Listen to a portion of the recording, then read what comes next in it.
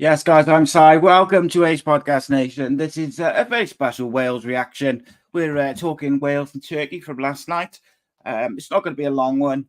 Basically, it was easier to do a live than to do a video and edit it and record and just pre-record it. I've got 2 other videos to pre-record, saving myself some time. So if you're about now, get involved, ask some questions, all the stuff.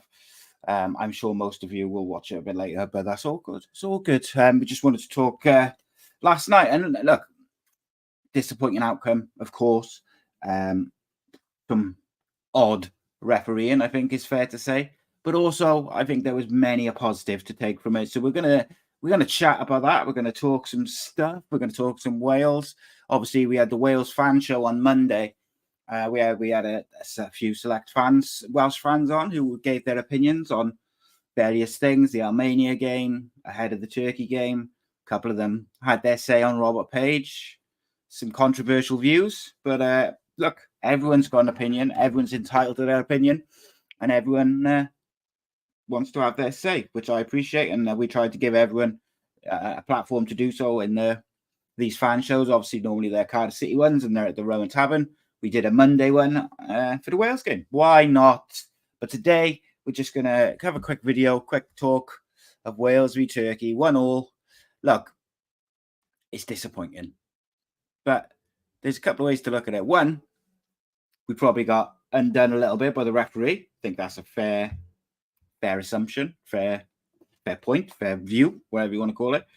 But it didn't matter, because Croatia won anyway. So it did. It wasn't costly. But, like, I don't want to bang on about VAR again and blah, blah, blah. But, like, we all talked about VAR till we're blue in the face. It's so frustrating. So frustrating. But if Croatia had lost yesterday or drawn, that referee cost Wales automatic qualification. There's no doubt about it. It was never a penalty. Wales should have had at least one penalty. It's frustrating, because if VAR can't get those decisions right, what's the point in it? What is the point in it? And I think this is a point which I've kind of made a lot recently, is like, is VAR making anything better? I'm not entirely sure it is. I don't think so. I think if anything, it's making things worse. And basically, my personal opinion is I'd rather it just go. I'd rather we just get rid of it and go back to human error, because at least then you knew it was it was what it was, you know? Such as life. VAR is here. Wales were very unlucky. And look, got a bit feisty throughout the game. At the end of the game, Turkey players were throwing themselves to the floor. And interestingly, after the penalty, particularly, Wales players became clever, and they were going down under any little touch, because I would assume one of the coaches or the managers or the analysts have said, listen, you get touched, go down, because the referee's giving everything. It's a contact sport. These referees should be better, but we also know that this is, especially in international football and European football, you go down, 9 times out of 10, you get it. It's never a penalty. So first and foremost, I thought what was very exciting and encouraging was Wales played very good football by and large. I thought Nico Williams was great. I thought Ethan Ampadu and Jordan James were outstanding. To have 2 young players who are not just capable of passing the ball and winning the ball, like their aggression and their work rate is superb, but they want it all the time. There was one point with about 5 minutes to go, and Ethan Ampadu was in the opponent's in Turkey box where we tried to score. It got cleared, and it ended up with Danny Ward. And I think everyone thought he was going to just pump it forward because there was only a few minutes left. And Ethan Ampadu ran from, like 60, 70 yards to get to the ball and go and receive the ball in the CDM position, in the centre-back position. Like, just that dedication and that braveness to want the ball. It's so easy particularly for young players, when the pressure's on, when it's a tight game, when it's a big game, it's easy to hide without hiding. You can go and just go to a place where you're not going to get it, but you look like you want it. And these, particularly the 2 in the middle, I thought were outstanding. I thought Brennan Johnson had a very good game, justified his selection. and probably unlucky not to get a goal. Brennan Johnson, he caused them a lot of problems. The Wales, I think it was Nico Williams. There was a foul. I might be wrong on that because I was just coming out of my son's football. But there was a particularly bad foul on. They just bundled it. No, it was Brennan Johnson. Just bundled him over in the box. No attempt. Just so clumsy. And for a referee at that level of football to not give that as a penalty is absurd. Absolutely absurd. So that was really frustrating. Look, Turkey won the group, and you could, to a certain extent, you could see why they rested a couple of players. But the likes of Yusuf Sari and a couple of others, they got some really, really good young players, and it was fascinating to see some of those players up close. I got to be honest. I found it interesting because I thought, by and large, Wales could have pinched it, but it was one of them days. And Wales have got to pick themselves up. It was fiery, as I mentioned. At the end of the game, something happened, and they all sort of had to. All the players had to be pulled apart by the coaching staff and the people off the benches. You don't want to see that, but shows they care at the end of the day. There was clearly a bit of frustration there, a bit of anger there. And I think on another day, Wales pull that off, right at the end, I thought it was falling to Danny Ward. And I think it was Kiefer Moore sort of goes to the ball. If he had left it, it was falling to Danny Ward on the volley. But look, Wales, the playoff draws, I wouldn't say they're favourable, but they're winnable games. You're talking, I think it's Iceland. I forget off the top of my head who the other team was, but it's Iceland and someone who we will play. Iceland or someone we will play. It's a winnable game for Wales, particularly if we get a home draw. And then it looks like it'll probably be Poland in the final. Not that anything's guaranteed, because let's be honest, one, Iceland have shown before that they can cause an upset, and the other teams which are there. And then even in the final, Poland, Lewandowski, he's not what he once was, but he's still a world-class striker. And if you give him chances, for instance, if we defended like we did against Armenia, it's going to be 4-5-0 because Lewandowski will be blasting those one-on-one chances, those shots in the box. He's not going to blast them over the bar. So it's important that we shore it up a bit. I thought we defended much better last night. And I think that was the frustrating thing is, by and large, Wales performed pretty well. And I think it was difficult to take when, the referee has made it difficult for both teams. But I think he made it particularly difficult for Wales with his decision-making. And that changes the game. But as I said at the very start, ultimately, it didn't matter. But from a confidence and a belief point of view, if Wales go in at halftime 2-3-0 up, it's a very different game. The pressure, the scores, come through to the Croatian crowd and things like that. Does the pressure change that game? It's all ifs and buts. However, so it looks like Thursday's draw will confirm that Wales will face a home semi-final in Cardiff with one of three options: Ukraine again, Iceland, or Finland. Now, I don't want to say or seem arrogant or big-headed or anything like that. They are going to be difficult games. But if you're asking me if Wales can beat those three teams, one of those three teams, in a one-off game at the Cardiff City Stadium, well, I could tell you now I'd be very, very disappointed if they don't. Because Wales have got a great mix of experience and youth. But a lot of their young players are very, very experienced as well at international level. And look, we've got a really, really, I think, the 15 players, 16 players are good, really good. I would like to see Robert Page bring in a couple of the 21s who were banging form. So just for instance, if it was, this week, I'd be looking to bring in Ashford. I'd looking to bring in Ruben Corwell, just to have on the bench to give you an option where if you need a goal, you can chuck them in, something unpredictable, but form counts for a lot, particularly at international level. And a lot of the first team players, they're just simply not playing Premier League football. I've got a video coming out, what day are we? Thursday night. 5 players that Cardiff City should look at in the January window. And there's a couple of Welsh players on there, which I think Cardiff should have a look at. Incidentally, there's a couple of Turkish players on there as well.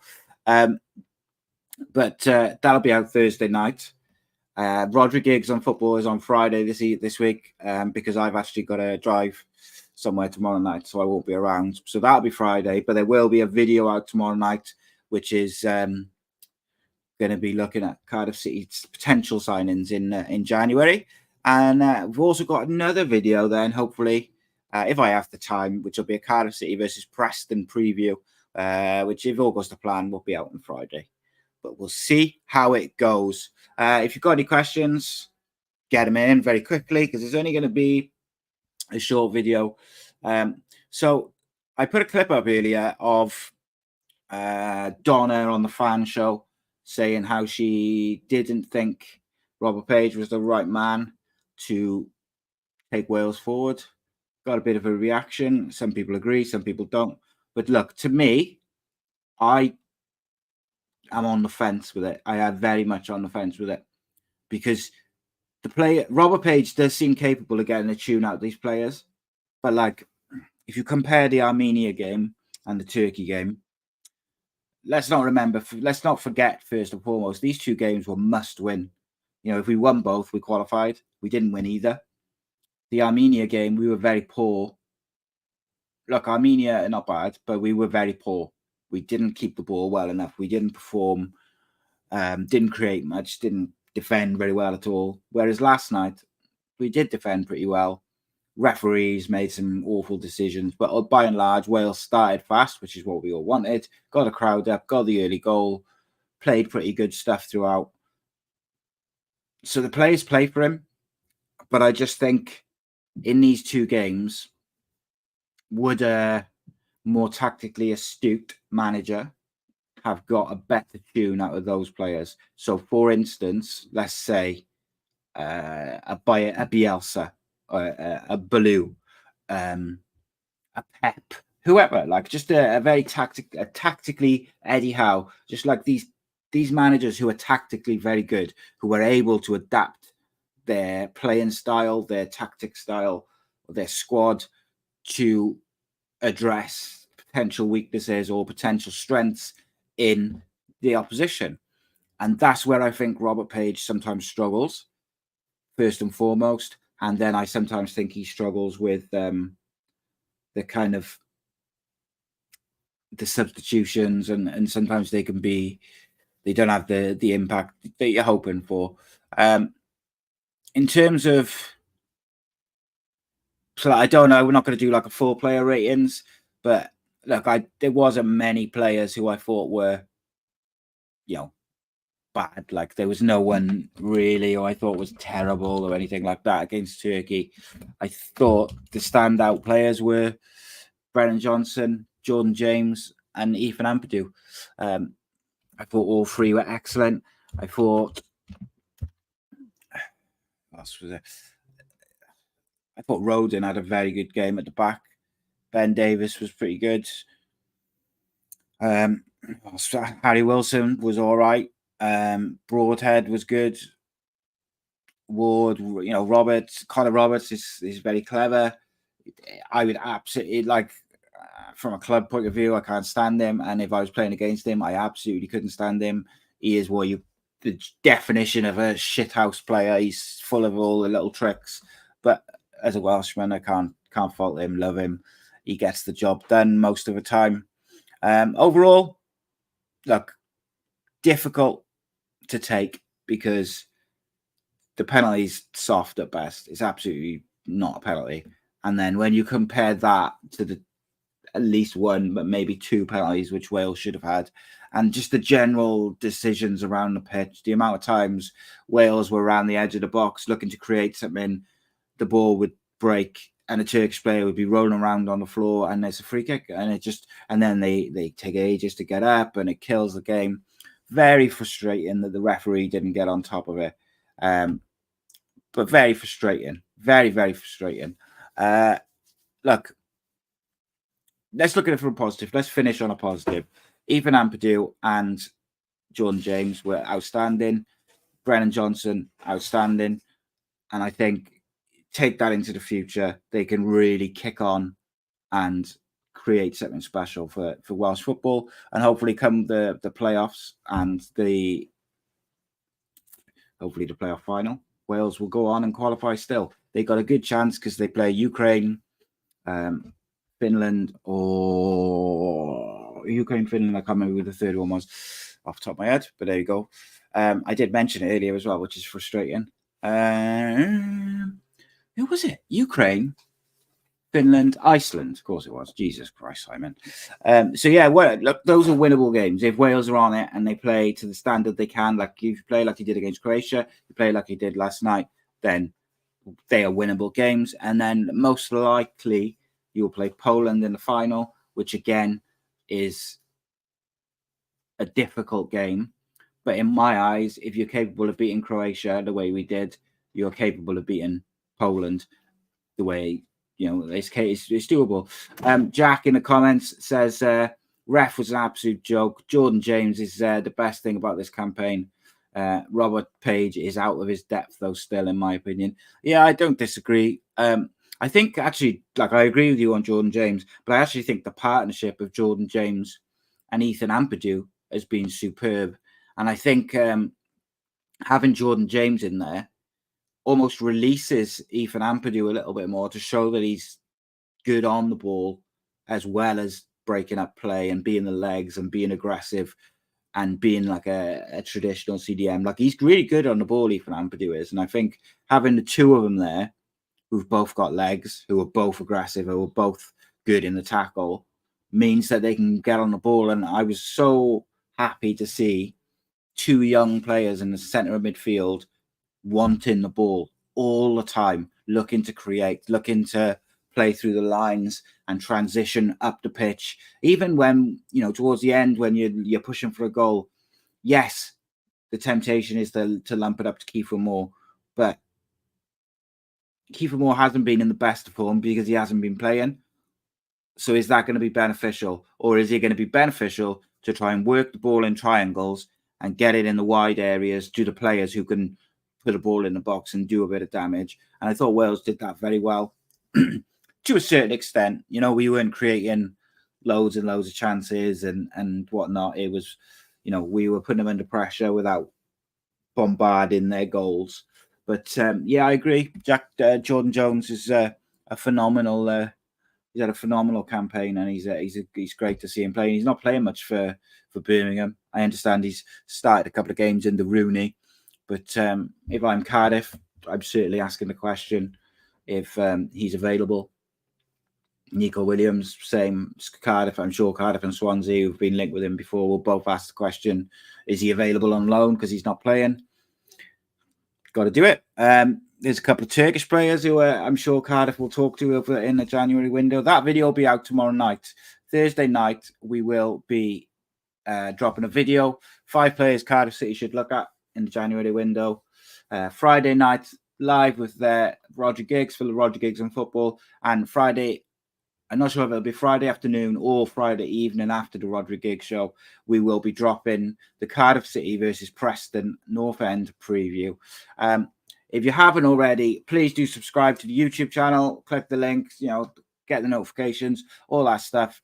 We are going to bring you these types of shorter sort of reaction videos to Cardiff games, to Wales games, football generally in the future. So check it out, spread the word, all that good stuff.